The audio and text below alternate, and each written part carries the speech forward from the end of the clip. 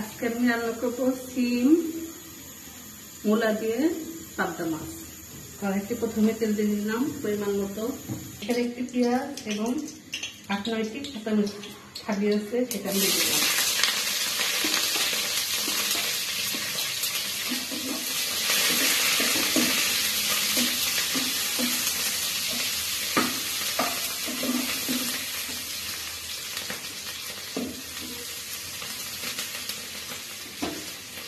এখানে বড় একটা টমেটো আছে, সেটা আমি দিয়ে দিব।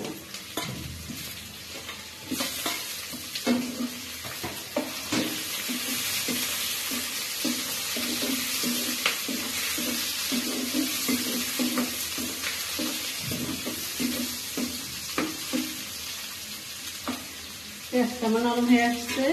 এখন আমি এর ভিতরে 1 টেবিল চামচ আদা বাটা, রসুন বাটা, 1 টেবিল চামচ আদা বাটা, ওটা রসুন বাটা ছিল।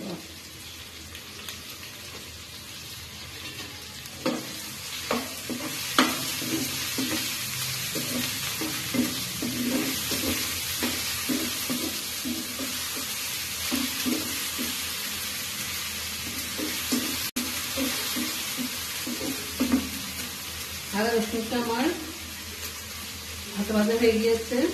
এখন আমি এটার ভিতরে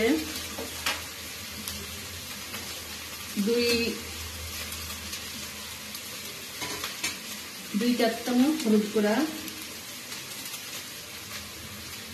2 চা চামচ মরিচ গুঁড়ো, 1 চা চামচ ধনিয়া গুঁড়ো দিয়ে দিলাম এবং স্বাদ মতো লবণ দিয়ে দিলাম।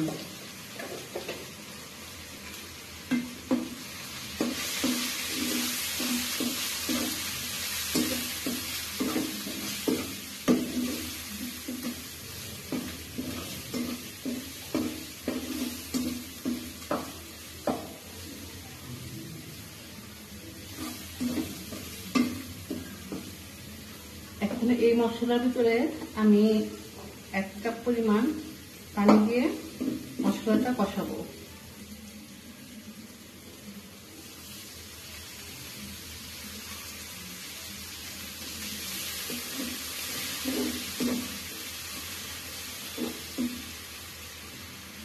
একটু পানি লাগবে,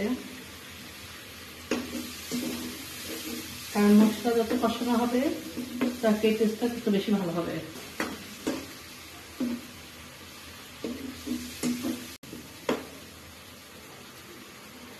এখন এর ভিতরে আমার মশলাটা কষানো হবে এবং এর ভিতরে আমি পাবদা মাছ রাখছি, সেগুলো দিয়ে দিব। আমার মাছটা কষানো হয়ে যাবে এবং আমার মশলাটা কষানো হয়ে যাবে। পাবদা মাছগুলো আমি দিয়ে দিলাম।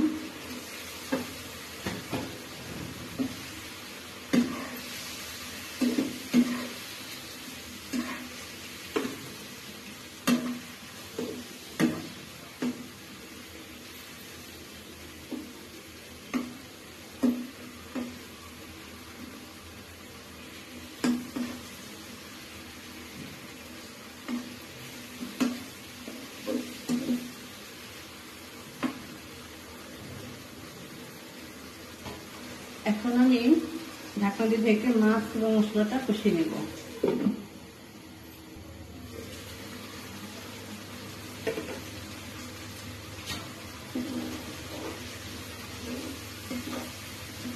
মাছটা আমার কষানো হয়ে গিয়েছে। এখন মাছটা আমি আলাদা করে রাখবো, কারণ সবজির সাথে দিলে মাছটা একদম ভেঙে কাটা কাটা হয়ে যাবে, এটা ঠিক থাকবে না।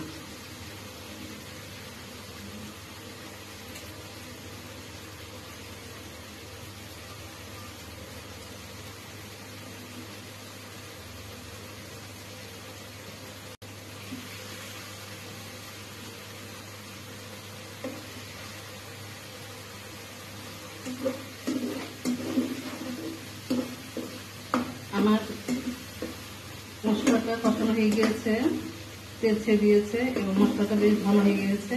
এখন আমি এর ভিতরে সিম, পেঁয়াজ পাতা এবং মূলা, আমি পেঁয়াজটা কম দিয়েছি কারণ পেঁয়াজ পাতা ছোট দেখে, পেঁয়াজ পাতা থাকলে পেঁয়াজ মানে পেঁয়াজটা কম দিলেই হয়, যেমন কম দিয়েছি। এখন আমি সবজিগুলো দিয়ে কিছুক্ষণ ফুটাবো।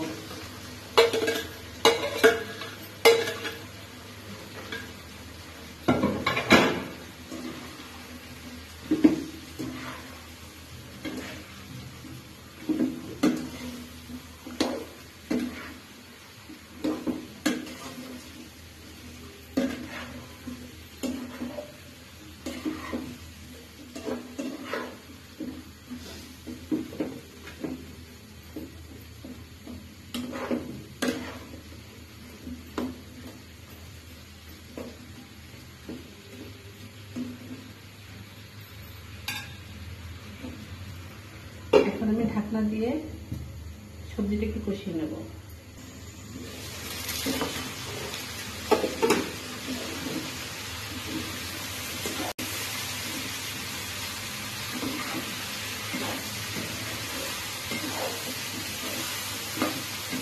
মশলাটা আমার কষানো হয়ে গিয়েছে।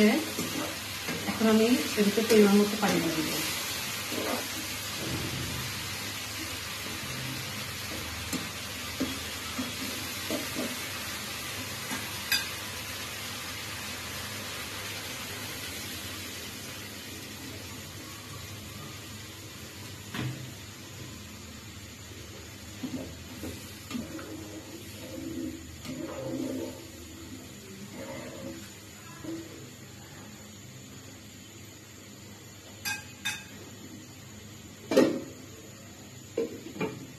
ঢাকনা দিয়ে ঢেকে দিলাম পরিমাণ মতো পানি দিয়ে।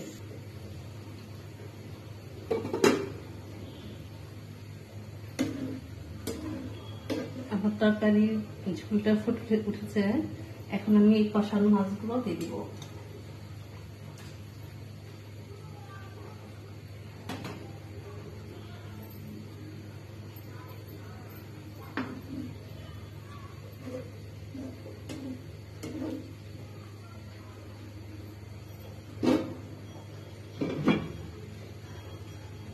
এটা আমি কিছুক্ষণ রান্না করবো। রান্না করার পরে যখন আমার পরিমাণ মতো সবজি সিদ্ধ হয়ে আসবে এবং ঝোল পরিমাণ মতো হয়ে আসবে, তার আগে আমি এই ধনেপাতা কুচি দিয়ে নামিয়ে ফেলবো।